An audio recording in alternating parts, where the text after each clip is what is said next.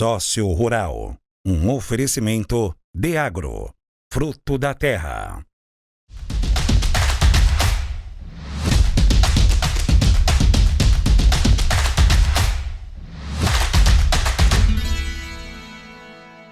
Olá pessoal, começou mais um Sócio Rural, né? Hoje estamos aqui, né, na presença de um grande grupo, né, que está com a gente aqui, o Grupo RB, representado por Jefferson dos Santos.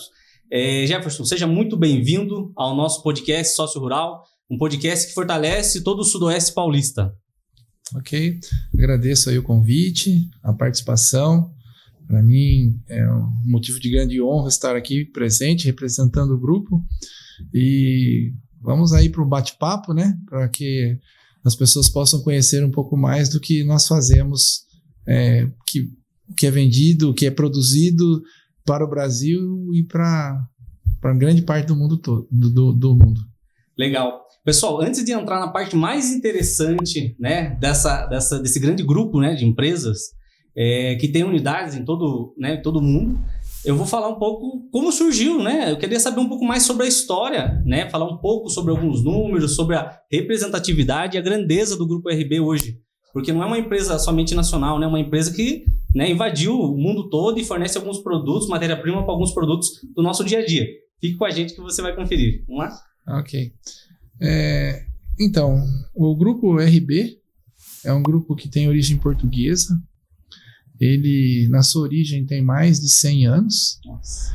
E hoje nós produzimos e comercializamos nossos produtos para mais de 70 países do mundo todo. Temos unidades, 15 unidades, 13 unidades Fabris no Brasil e 2 unidades Fabris na Espanha. Que legal. E assim, qual que é o foco principal do Grupo RB, né? Porque o Grupo RB, se você falar, é Resinas Brasil, né? Um termo. Okay. Assim, me explica um pouco sobre o nome e resina, me explica um pouco também sobre o foco, né, do Grupo RB hoje. Ok. Bom, como grupo, o principal foco hoje é a sustentabilidade. Legal. Nós vivemos num mundo onde a procura por produtos verdes ela é muito grande, não tanto quanto necessária, porque a gente ainda depende muito de materiais que vêm do petróleo, mas essa mentalidade tem mudado muito, tanto Europa, Estados Unidos, como vindo para cá já. Hoje a gente tem um entrave que é claro que é econômico também, um entrave tecnológico de muitas coisas que estão por desenvolver, estão sendo desenvolvidas, e o Grupo RB tem saído assim na vanguarda disso, né? Então, à frente de muitos desenvolvimentos de novos produtos sustentáveis. Legal. Como toda a nossa cadeia então, a própria marca do grupo, que tem como verde o seu principal avante, vamos dizer assim, né? Os nossos uniformes têm origem em grande parte as camisas verdes, e isso também chama o apelo de sustentabilidade. Vou falar um pouquinho da verticalização, que eu acho que isso é importante também. O que é essa verticalização que a gente trabalha? O grupo como um todo, ele produz resinas e derivados de resinas de pinheiros. Legal. Só um certo. Pessoal, o Grupo RB é Resinas Brasil, mas agora ele vai explicar, né, exatamente o termo resina, né, e as questões dos produtos em si que deriva desse termo resina. Então, assim, a gente fala Grupo RB é uma marca fortalecida e é só para dar um gancho mesmo para você abrir por esse lado para a gente. Ok, então vamos lá. Como uma definição geral, resina é um líquido que é extraído de uma determinada árvore. Especificamente para nós, do Grupo RB, nós trabalhamos com árvores que vêm de pinos. Legal. Pinheiro. Essa resina, ela pode ser extraída de 3 formas diferentes. O que nós chamamos de origem mais verde possível é como nós trabalhamos, que o termo em inglês é gunrosin, ou extração são feitos cortes na árvores, parecido com uma seringueira, por exemplo. Certo. Então você faz sulcos nas árvores e coleta essa resina. Basicamente, esse é o que a gente faz.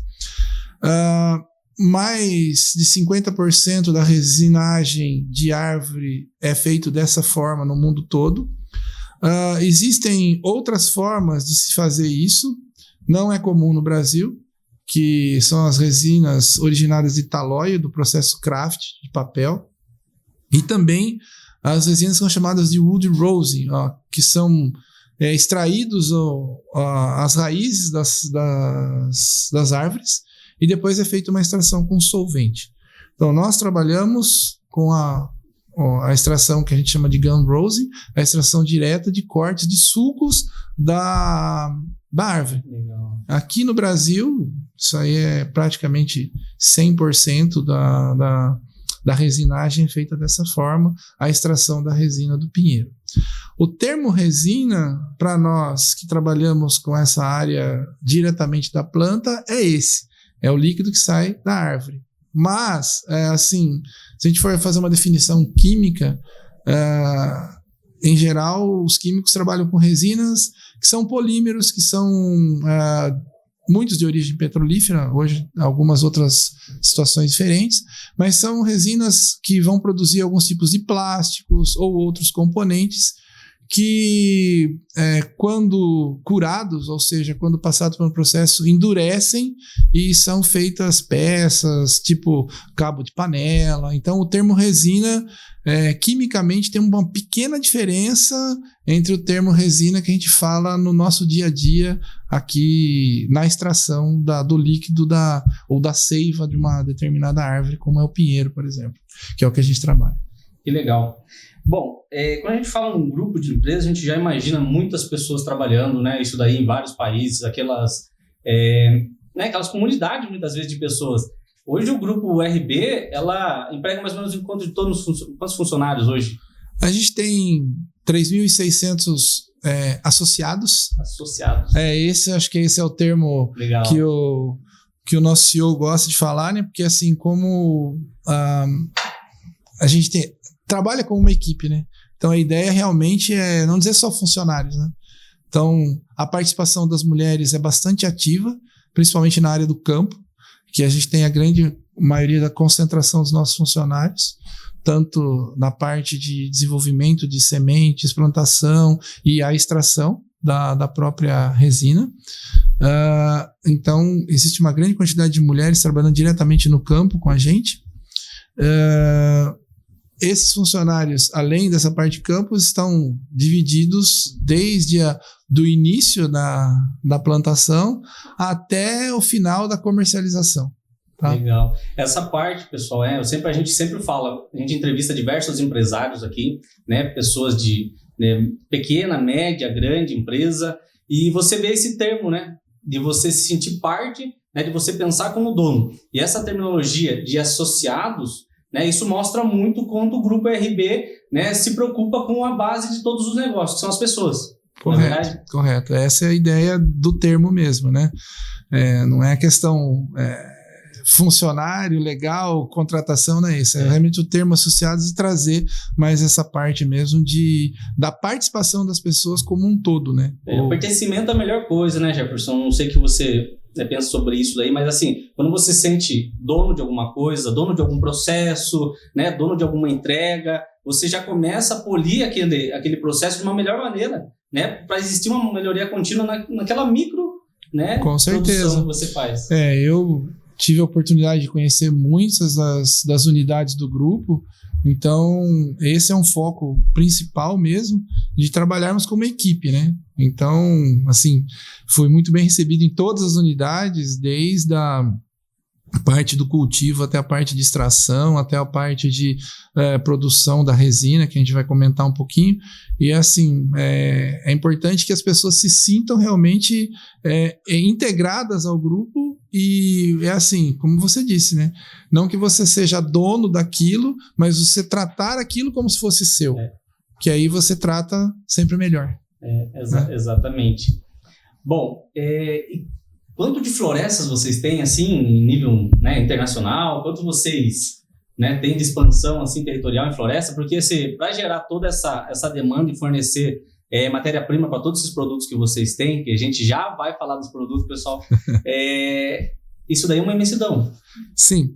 Uma estimativa. O grupo tem estimado 55 mil hectares de terras, né? É claro que, perdão, isso está distribuído entre todas as nossas áreas, mas assim, nós temos a extração da resina como mote principal e também temos alguns associados e fornecedores externos que acabam completando a nossa demanda e a nossa necessidade da resina bruta, né?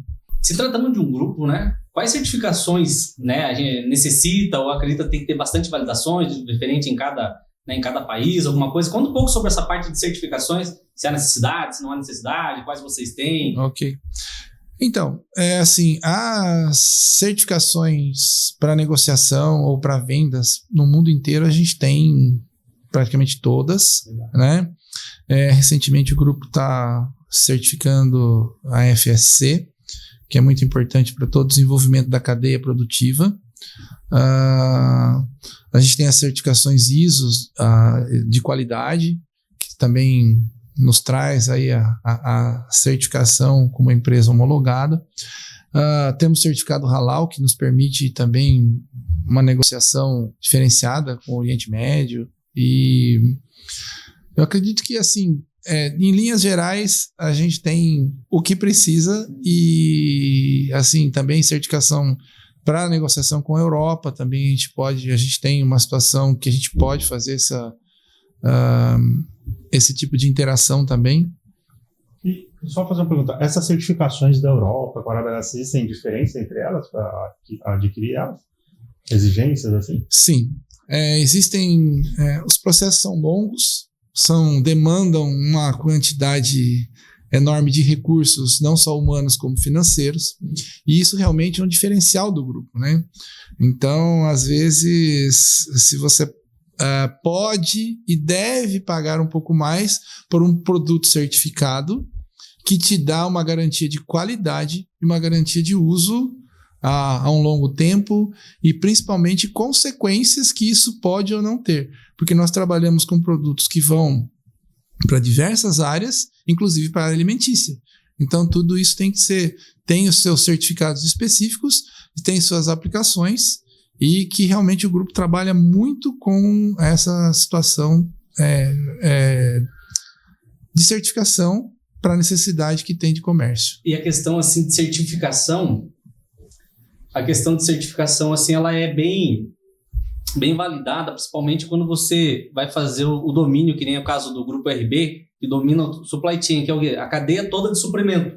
Então, vamos pensar assim, desde o começo da semente em si? Sim, então, eu acho que isso é o gancho importante, né? Porque a gente trabalha tanto com o desenvolvimento da semente, o desenvolvimento o plantio da semente, desenvolvimento de mudas, o aperfeiçoamento da espécie, lembrando que isso não tem nada a ver com uma modificação genética do processo, mas sim uma melhoria da espécie.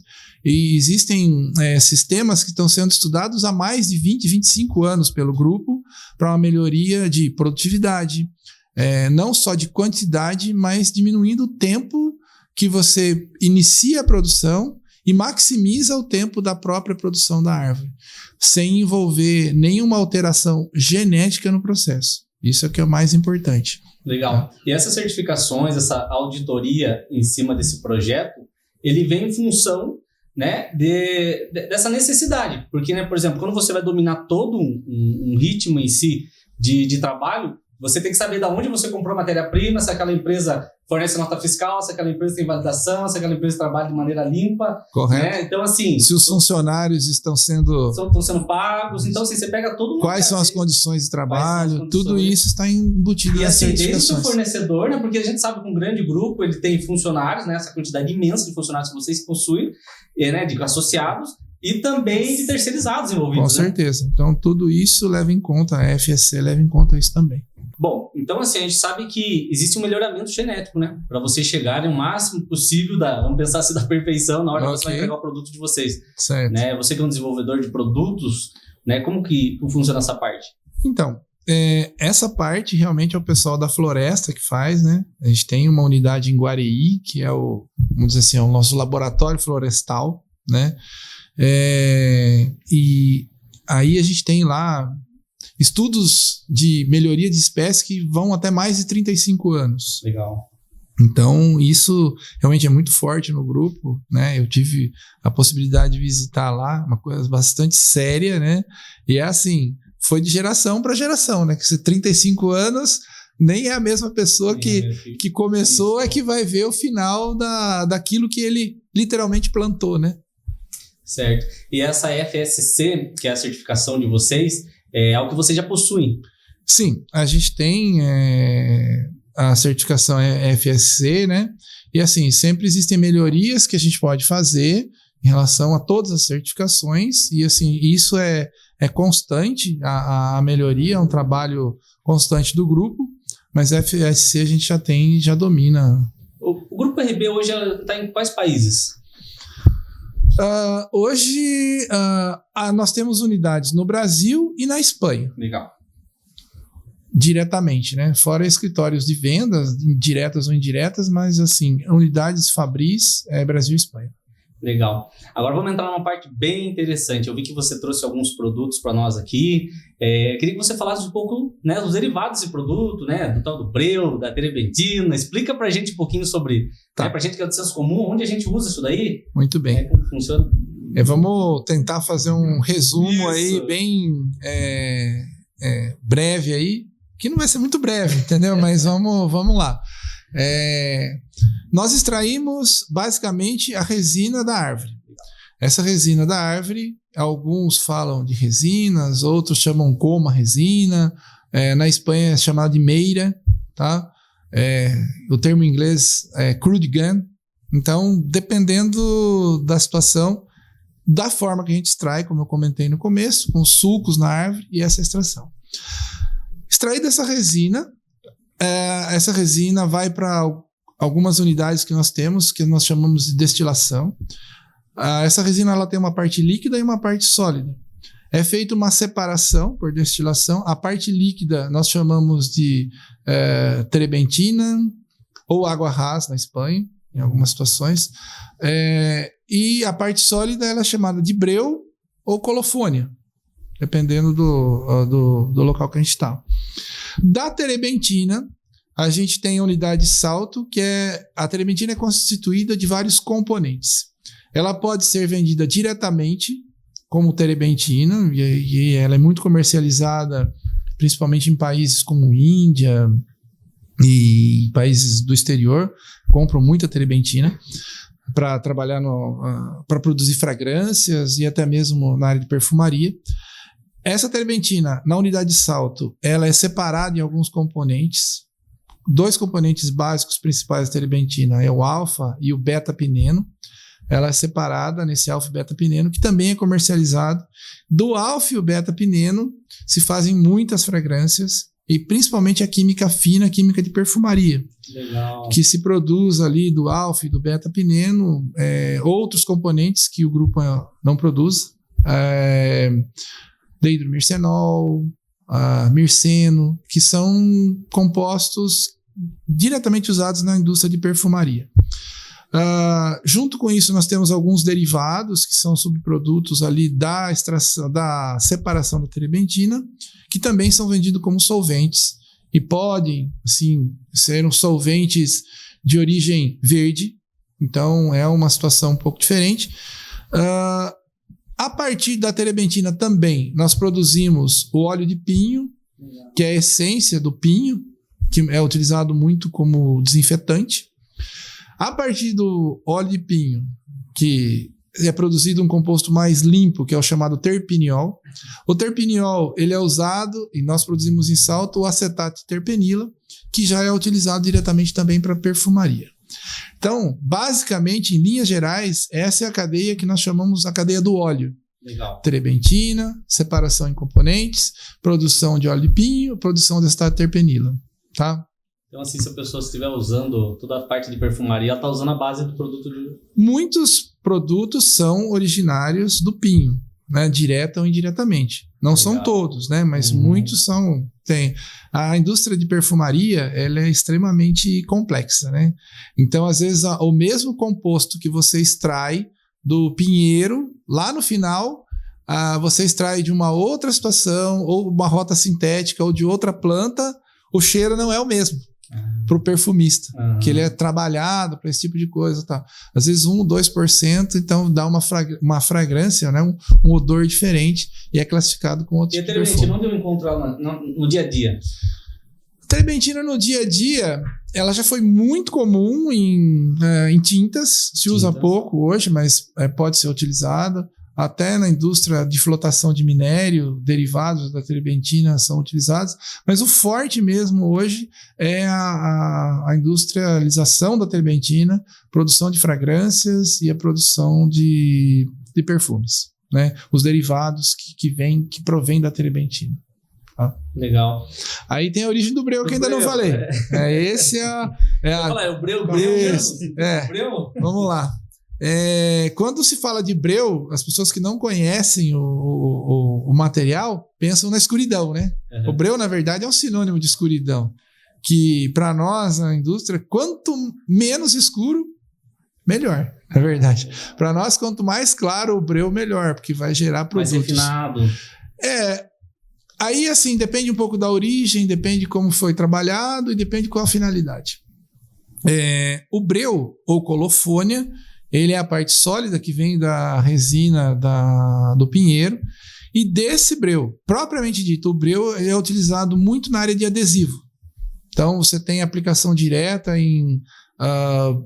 na parte de adesivos de pisos, na parte de cola, de uma forma geral. É utilizado na indústria de papel, hoje um pouco menos, mas ainda é utilizado. É utilizado na indústria de borracha. É utilizado, por exemplo, a cera depilatória, o componente principal. O breu, ele tem uma característica de adesividade. Nós chamamos de taque, o termo, mas assim, popularmente é o que gruda. Entendi. É o que faz dar a primeira pega num componente. Então, pra você ter uma ideia, até em batom se usa breu. Né? Vai dar, de certa forma, uma liga. Pra gente pensar assim, em áreas extremamente diferentes. Você usa em borracha, usa em batom, que a pessoa passa nos lábios, usa em adesivos de chão, né? Aí depois vem os derivados do breu. Né? Nós trabalhamos nas 2 unidades aqui do Brasil, em Itapetininga e Salto, com derivados de breu. Nós chamamos de derivados químicos. E é uma unidade chamada Lureza, que fica em Coca, na Espanha, que são derivados de breu. Aí nós produzimos o que nós chamamos de resina de breu, e aí principalmente os ésteres de breu. Esses ésteres de breu nós produzimos para uma gama enorme de indústrias. O principal, vamos dizer assim, o principal foco nosso, o principal comércio brasileiro hoje é a indústria de adesivos para os derivados de breu. Então, muito provavelmente, quem está nos ouvindo, nos vendo, está usando algum derivado de breu que não faz ideia. No solado do sapato, ou usou num adesivo que colou alguma coisa aí, até na roupa. Então, a gente tem muitos derivados de breu nessa área de adesivos. Adesivos os mais diferenciados, desde fechar, por exemplo, uma caixa de uma embalagem de papelão, que hoje se consome muito, né? E é um ramo bem interessante, porque o desenvolvimento nosso é muito grande nessa área, porque o fechamento tem que ser muito rápido para dar produtividade. Então, nós, desenvolvimento, trabalhamos com novas resinas a cada vez mais, ganhando tempo para fechar mais rápido, né? Essas caixas, por exemplo, e dar um rendimento melhor. Outras áreas de aplicação são inúmeras. Por exemplo, pinturas que nós chamamos de viárias, que pintam as estradas, essas faixas de estradas. Existem basicamente 3 tipos, né? O breu, os derivados de breu entram na pintura termoplástica, que é uma pintura que não usa solventes, por exemplo. Então é uma pintura que seca muito mais rápido e tem uma durabilidade maior. as grandes estradas, os países, Estados Unidos, Europa, se usa muito esse tipo de pintura, que é uma pintura de maior longevidade e que não traz os solventes derivados. Hoje o grupo trabalha muito também com a área de goma base. A goma base é a base para o chicle, né? Uhum. Somos produtores hoje, juntando as unidades de Itapetininga e da Espanha, de Barcelona. A base da produção do famoso chiclete? Do chiclete, isso. Legal. E hoje nós produzimos mais de 50%, somos líderes mundiais em vendas da goma base. E na goma base vai um derivado do breu. Olha, pessoal, olha a importância, né? Uma empresa, né, de Itapetininga, do Brasil, nossa, aqui, né, sendo líder, né, mundialmente, né, numa base de consumo aí que você está mastigando nesse momento, muitas vezes. Né? Então, assim, isso é muito bacana, isso é muito legal. É algo assim... É surreal você pensar assim que o Brasil hoje, muita gente fala de outros países, né? A gente valoriza muito as coisas de fora e a gente acaba não valorizando as coisas realmente fortes e importantes que têm um planejamento, um desenvolvimento, né? Uma construção, um domínio de cadeia que o Grupo RB consegue fazer, né? Com essa maestria toda, como você está me passando. Né? E é interessante que assim, nós podemos e fazemos a goma base tanto para o chiclete, é mais comum que no Brasil o consumo é maior, esse chiclete doce, ou um chiclete para dente, alguma coisa assim, mas na Europa é muito comum, né, o chiclete funcional, vamos dizer assim. Então nós fazemos tanto esse chiclete que vai para a indústria farmacêutica, onde se administra a base, né, do chiclete, não o chiclete, a base para esse chiclete, tanto para farmacêutico quanto esse chiclete mais comum, que faz bola, que a criançada costuma mascar bastante. Então é extremamente diferenciado. E é interessante que todas as formulações que são utilizadas, né, elas tiveram um princípio aqui no nosso território. Então também a gente acabou levando a tecnologia daqui para a Espanha, em algumas áreas, e também recebeu tecnologia da Espanha para algumas coisas, quando a gente adquiriu a unidade da Espanha de produção de derivados de breu. Legal. E esses produtos aqui, se você apresentar para a gente, contar um pouco sobre isso, fiquei meio curioso. Tá, então vamos lá. Aqui a gente tem o óleo de pinho, tá? É claro que quem está do outro lado não vai infelizmente sentir o cheiro, mas vai lembrar do cheiro de pinheiro. É muito forte, tá? Assim, o cheiro de pinheiro que a gente sente aqui. Ele é utilizado para a indústria, como eu falei, para a indústria de fragrâncias, né? E derivados deles para a indústria até de perfumaria. É originário da terebentina. Aqui a gente tem gomas bases para diferentes tipos de chicle. Que legal, tá? Isso aqui é a goma. Aqui essa goma base, ela é constituída em grande parte da resina, basicamente uma carga mineral e um elastômero, uma borracha, né? Aqui a gente tem ésteres de breu, que são utilizados para a indústria de adesivos, por exemplo, como eu coloquei, a indústria de tinta viária, que a gente trabalha, exemplos. Indústria de tinta também, como agentes secantes, são várias aplicações. E aqui a gente tem um desenvolvimento novo nosso. Que legal. Essa daqui é uma resina que a gente chama de politerpênica. Essa resina, ela é originária da terebentina também, diferentemente do breu, né, da parte sólida. A gente produz essa resina da parte líquida da resina do pinheiro, da terebentina. É uma resina com características um pouco diferentes em relação aos ésteres de breu. As aplicações delas são diferenciadas, porque, por exemplo, a goma base você produz com um determinado tipo de borracha para uma determinada aplicação. Não são todas as borrachas que são compatíveis com as resinas de breu comum. Certo. Aí você tem algumas que são desenvolvidas, por exemplo, e que a compatibilidade só é possível com a resina politerpênica. Você tem alguns adesivos, por exemplo, que são utilizados muito resina politerpênica.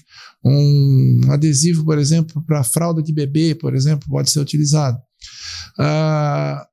Uma coisa que acabou ficando um pouco para trás da nossa conversa e que é muito importante, né, que a gente também produz no grupo, e é a única fábrica assim, da América Latina que tem uma produção interessante, né, ou razoável, que se possa mensurar, é o breu hidrogenado. O breu hidrogenado, a gente tem aqui uma unidade em Itapetininga também, a hidrogenação nossa aqui, é uma unidade que trabalha sobre alta pressão, né, um reator altamente, vamos dizer assim, em linhas gerais, sofisticado para fazer esse processo. E o breu hidrogenado, ele entra numa linha que eu havia comentado de compatibilidade com algumas borrachas, com alguns elastômeros, que é uma linha especial para produzir adesivos especiais. Adesivos que podem ir em contato com direto ou indireto com alimentos, né? O breu hidrogenado, a gente está trabalhando também cada vez mais para evoluir o processo, e também as resinas que são utilizadas com breu hidrogenado, nós já utilizamos na produção de goma base especiais, específicas também, para alguns fornecedores que a exigiam e até pouco tempo atrás a gente não conseguia produzir. Então foi uma necessidade de mercado, que hoje a gente já produz as gomas base específicas com esse breu hidrogenado. Diferença desse breu hidrogenado para o breu comum, né? Tu fala, o que é?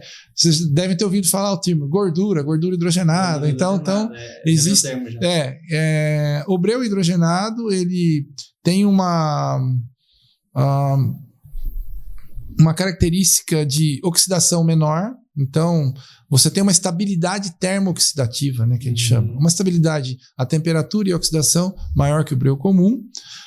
E compatibilidade com esses outros tipos de elastômeros. Exemplo, existe uma linha de adesivo que é chamada de adesivos hot melt. Hoje no Brasil se usa muito adesivo à base de EVA, que é mais tradicional. Esse adesivo, ele produz, por exemplo, aquelas colas bastão que a gente está acostumado, tal. Se você vai aplicar aquela cola com EVA, e com uma resina derivada de breu, é o breu comum. Se você passa para um outro tipo de elastômero, que a gente conhece na indústria como metaloceno, e esse metaloceno não tem compatibilidade com as resinas de breu comum, é necessidade do breu hidrogenado e dos derivados. O que isso tem de diferente, de melhor ou de pior? Bom, o rendimento do metaloceno comparado com o rendimento do EVA, aplicação para o produtor, o cara que usa o adesivo no seu dia a dia, o cara da indústria lá que coloca o adesivo no coleiro, queima, manutenção, ou adesivo metaloceno, que hoje só o grupo RB tem condições de fazer os derivados de breu hidrogenado, a tendência é ser o futuro dos adesivos da área de hot melt. Porque a produtividade dele é maior, o custo-benefício dele é melhor, equipamentos, etc., são mais fáceis de fazer manutenção, de aplicação, gasta menos energia. Então, o Grupo RB já saiu aí na vanguarda, já esperando essa expectativa de mudança de mercado em breve, né? Particularmente, se eu fosse aplicar alguma coisa minha hoje no ramo de adesivo, eu já partia para esse lado, porque conheço um pouco da aplicação e funcionamento, então escolheria isso, né? Legal. Bom, a gente falou, né, sobre empresas, sobre o grupo, sobre os países, falamos também sobre as pessoas, a valorização do Grupo RB em cima das pessoas que fazem o negócio acontecer, né? Não existe negócio sem pessoas hoje envolvidas. Queria falar também, além dessa parte interna de pessoas, a parte do produtor rural também, okay, né? Que vocês têm essa parceria do fomento florestal. Queria que você explicasse um pouco mais pra gente a questão de vantagem, a questão de... Ok, vamos lá.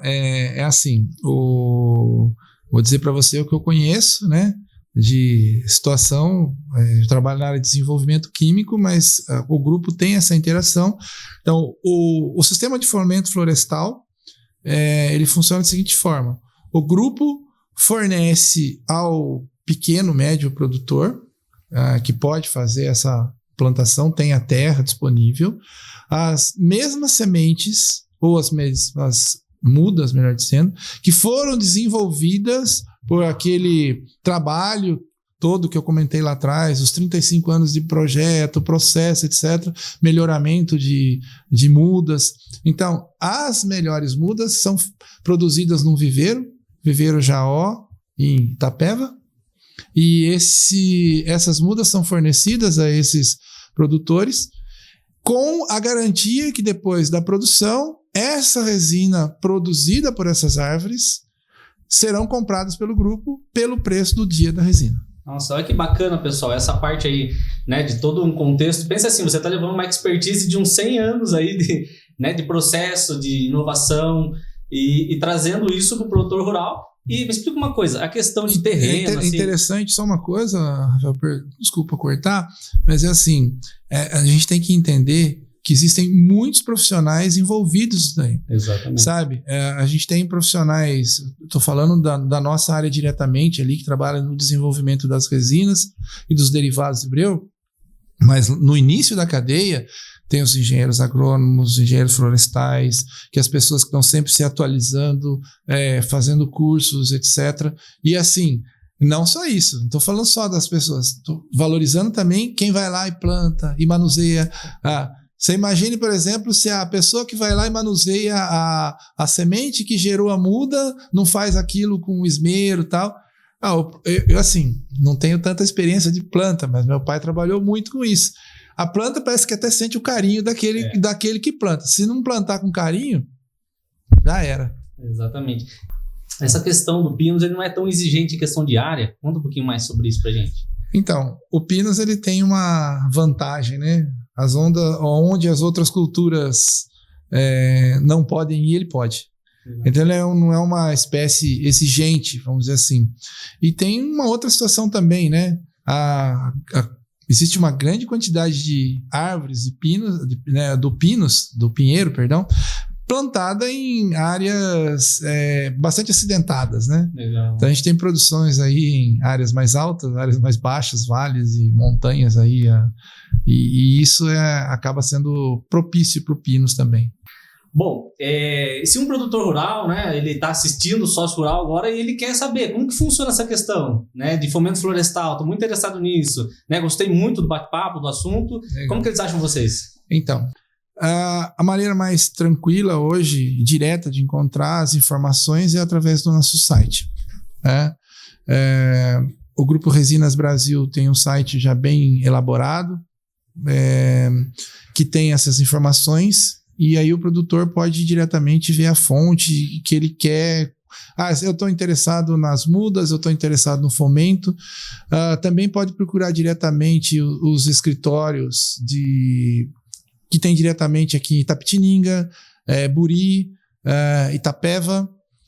São algumas das cidades onde a gente tem escritórios das regiões produtoras aí diretamente, que pode fornecer maiores informações.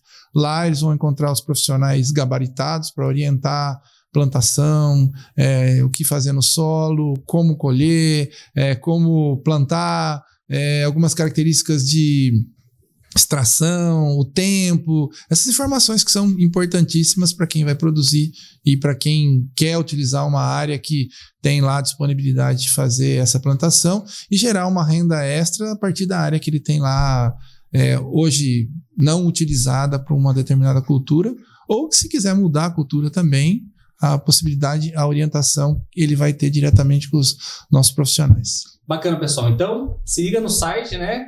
Entrou no site aqui que está aparecendo para você, você já vai conseguir, né, ter esse contato com esse grande grupo, né, uma força aqui do nosso Brasil, realmente.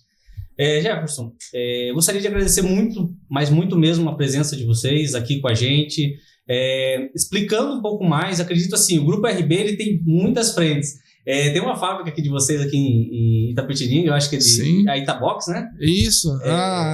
Eu acho que é interessante só terminar com isso, né, pro produtor e para a gente saber o que para finalizar, né? Hoje a gente tem uma verticalização, ou seja, produzimos a semente, produzimos as mudas, produzimos as árvores nos geram a resina ela é explorada por um determinado tempo. Aí, as resinas são utilizadas para fazer os derivados químicos. Alguns desses derivados vão direto para a nossa indústria de goma base para chicle.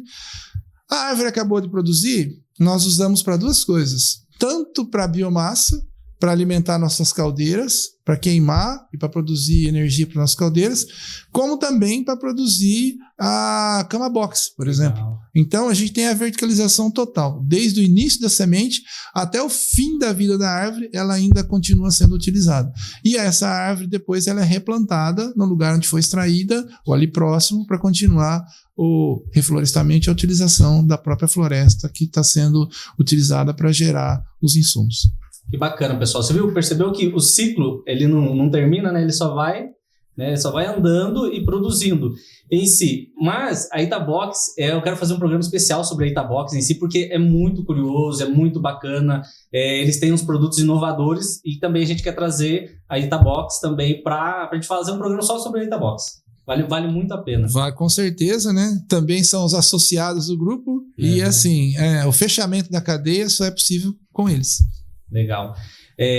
Mais uma vez, agradecer você, né? Agradecer toda, né, a equipe que está aqui com a gente, referente a essa participação no podcast Sócio Rural, né? Um podcast que fala para todo o Sudoeste Paulista, né? A grande ideia mesmo é a gente trazer o micro, o médio, o grande, né, produtor rural, o empresário rural, né, para a gente fazer esse bate-papo, né? Não tem muitas vezes certo ou errado, muitas vezes é a posição, a parte científica, né, a parte do mão na massa e a gente trazer esse contexto. Esse é o objetivo principal do Sócio Rural. Bom, muito obrigado. Novamente eu agradeço a oportunidade, né, de falar um pouco sobre o grupo, de colocar um pouco as situações que a gente trabalha e, assim, desejar a todos aí sucesso e muita saúde a todos, né, que, assim, as suas empreitadas sejam inovadoras e, assim, sem a parte rural, que é o coração do Brasil, a gente não cresce. Então, a gente depende muito do agricultor, do produtor rural, para que os nossos produtos verdes substituam o mais rápido possível a demanda dos combustíveis e dos produtos que são de origens fósseis, e que é muito importante, tanto para a nossa geração, plantar isso, usar o termo plantar, para que a gente tenha um futuro melhor para os nossos filhos, os nossos netos e deixe um país e um mundo melhor para todos. Muito obrigado. Sócio Rural, né? Semeando ideias, colhendo os resultados.